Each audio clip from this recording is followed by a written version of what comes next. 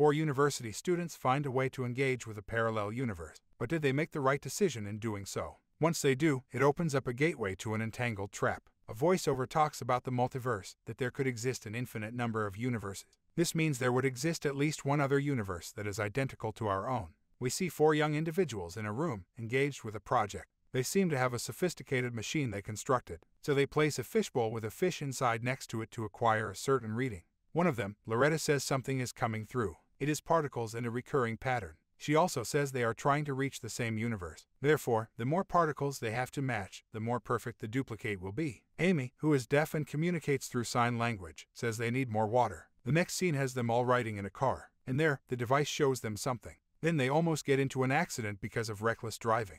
Their vehicle is more or less okay, but the other one is hanging off the edge. They all get out and check on it. Loretta comes particularly close and offers her hand. Just before the vehicle falls, someone grabs her hand and she falls with them. This causes Danny to scream in agony. 5 months later, Danny sits connected to their device. Jerry states he has a rich readout of Danny's brain activity. After seeing several images, he has had enough and takes it off with frustration. When he leaves, Jerry shows Amy that her touching Danny caused some high activity in his brain. He asks her about it, and she says she does not know what kind of relationship they have. She says this by using her phone's voice. Later, Danny is in a library and thinks he spotted Loretta. He follows the girl he thinks she is, and discovers it is not her. He runs along the building for a short while in a daze, and calls out Loretta's name. Afterward, he sits outside crying. In the subsequent scene, Amy comes home and sees her mother gardening. She comes to her and they hug. They talk about Amy's deceased father later in the kitchen using sign language. This causes Amy to faintly cry. At a bar, the 3 friends talk about Loretta and her project. Danny states that it was her idea, and now that she's gone, they don't do it anymore. But Jerry wants to look at Loretta's notes and get back into the project.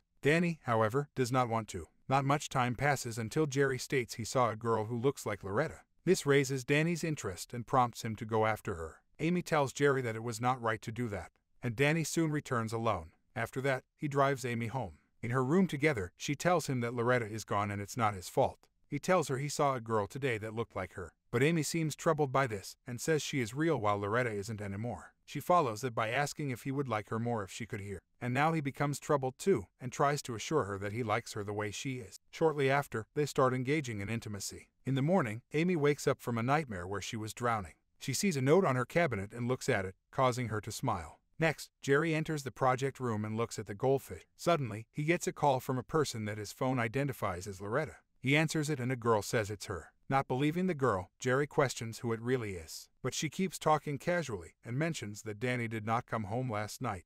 Jerry does not think this supposed prank is funny, and the girl ends the call. At the school campus, Danny meets with Amy and they kiss. What follows is Loretta coming out of nowhere and slapping Amy. She tells her that she did not think she would ever have to worry about Amy engaging in such behavior. As she keeps talking, both Danny and Amy are shocked by her presence. Later, the whole gang occupies their project room. Jerry explains to her they thought she was gone for good. Loretta replies that she remembers that night, but it did not claim her. This makes them wonder where she was for the last 5 months. And Loretta believes they are fooling her. She thinks it's just another day. Then she asks Amy why she won't talk to her and why she uses sign language. A moment later, she realizes that the experiment worked. She fills in the rest of the gang, and Jerry reiterates that she believes she was pulled from a parallel universe into this one. Loretta explains the situation some more, and Jerry doesn't believe it. He says they were just messing around. In this universe, they were, Loretta says. But in the one she's from, they all kept trying. After that, she shows them her tattoo that's comprised of the word entangled. She states they all received the same tattoo. This brings them to check their arms, each of them finding nothing. The following scene has Danny delivering Amy to her house. She stands outside his car and tells him that Loretta is messing with. He thinks it could be the case, but he also says she is real. This upsets Amy and she goes home. Loretta was inside his car too and they ride together. They realize that she doesn't have a place to stay in this universe. She also mentions that her presence is weird for him but normal for her. In Danny's bedroom, Loretta asks if she went crazy. He tells her she's one of the sanest people he knows. Afterward, he starts sleeping on the floor, and Loretta says they could share the bed, but he feels that it is too weird. Next, we see Jerry walking somewhere and falling in pain for an unknown reason. In her house, Amy also falls in pain, and Danny seems to suffer from the same attack as he lies on the floor. Chaotic voices also infiltrate their minds. Soon enough, it stops at the same time for all of them and they gasp in fear. On the next day, Amy and Danny arrive at their project room. They enter and find Jerry there, who tells them someone was there last night. Danny discovers that one of the goldfish is lifeless. Shortly after, Loretta arrives and mentions the same thing. She adds that the fish that passed away was the one that crossed over. It implies the same result might await her. Following that, Jerry comes home and asks if anyone is there. He enters his room and observes a ruckus there. As he searches his drawer, we see someone moving behind him. A noise takes place, causing Jerry to rush down. However, all he gets is to hear someone driving away quickly. He notices a trophy on the ground and picks it up. We then see Loretta at a motel. She calls her home and her mother answers. Loretta sits in shock and hears how her parents are alarmed. Her father states he will call the police if she calls again. At some other time, Loretta comes to talk with Amy. She tells Amy she cares about Danny and her. She wants to give him some space and for them to be three-way friends. Amy uses her phone to vocally tell Loretta she is very much herself. She follows that by taking her hands in a friendly way. Subsequently, Jerry takes Danny into a utility room.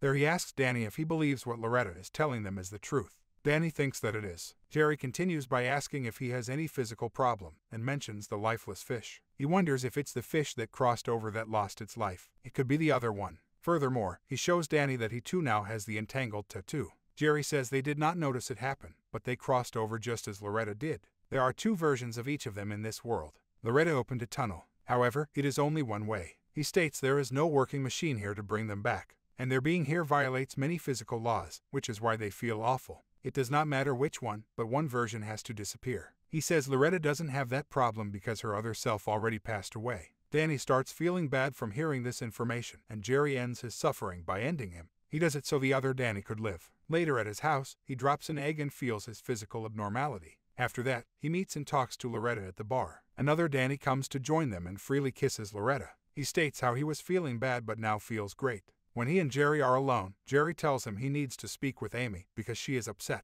However, Danny doesn't know what his friend is talking about and leaves. He enters his car, and the other Jerry is sitting there. This amazes him. Jerry looks at his arm for the entangled tattoo and sees he has it. They both do. Danny demands that he tells him what's going on. The next scene has Amy's mom talking to her daughter. Amy tells her it's complicated what is going on with her right now, and her mom gives her some motherly advice. Back in the car, Danny does not believe what Jerry explained to him. Then Jerry mentions the weakness Danny had and how he fixed it for him. He says it's his turn now. He wants Danny to eliminate the other Jerry. This causes Danny to strongly object, and he would rather have Jerry eliminate the other Jerry. But his friend already tried. We see a flashback of both Jerrys being at their home on that one day. The other Jerry holds the trophy, getting ready to strike, though he could not do it, and he leaves the car in anger when Danny confirms that he's not ending anyone's life. What we witness next is Jerry taking and loading a gun at his home. Meanwhile, Loretta watches an interview about how Danny spoke of her after her demise. It makes her cry, and she doesn't want to continue watching it. Afterward, Danny meets and talks with Amy. She interrupts him by kissing him, yet he takes her off, and she sees his tattoo. That prompts her to angrily question who he is before leaving.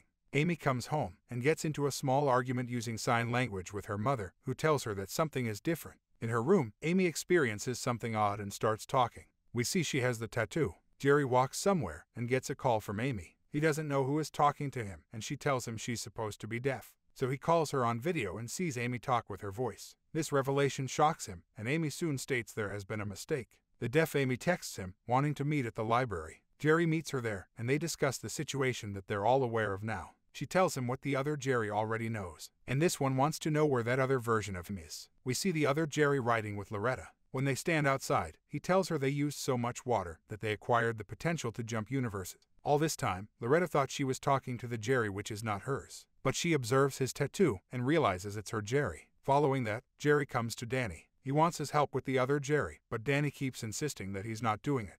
This brings Jerry to jump on him, who discovers Jerry is lacking a tattoo. Then he wants to know where the other Danny is. It is revealed to him that the other him destroyed Danny and didn't even cry. But Jerry gets emotional and says he would never do that.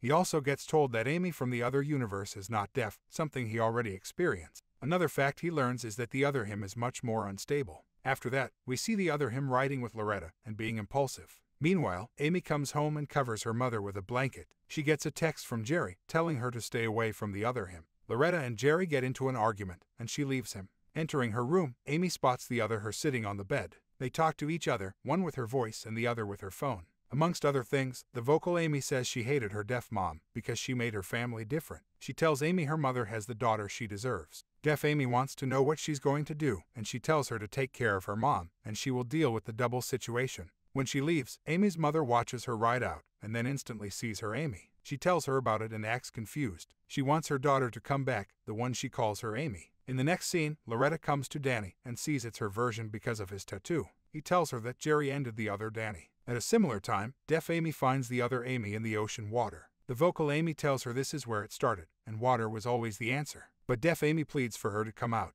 Before swimming away, vocal Amy tells her that her mom needs her, and she doesn't belong in this universe. She also says it could be the way home. Amy witnesses her other self drown and screams out of sadness. She quickly notices that she got her strength back. At his house, Jerry finds his other self. He tells him he eliminated his best friend. And the other Jerry states that one big difference between them is that he knows what he wants. He follows it by taking out a gun. But before he shoots, the nicer Jerry slams him against the wall, and they fight. At that moment, Amy arrives at Jerry's house to meet Loretta and Danny there. They all rush inside and witness how both Jerrys struggle on the floor. Loretta collects the gun and points it at them. That leads to Danny taking one of them off and revealing which Jerry is which. So Loretta strikes the meaner Jerry, and the nicer Jerry uses his trophy to end the final double. They later toss his body into the water and ride back. As they do, Loretta states she gets a bad feeling on that road. She says how there are so many ways to lose your life and so little time. What follows is them getting into a similar accident that started everything. But now they're the ones hanging on the edge, and we realize it was them at the start as well. Loretta comes to them and yells out that it's them in the car, and the same descent repeats. We also see them back in their project room, and how everything they say and do repeats as well.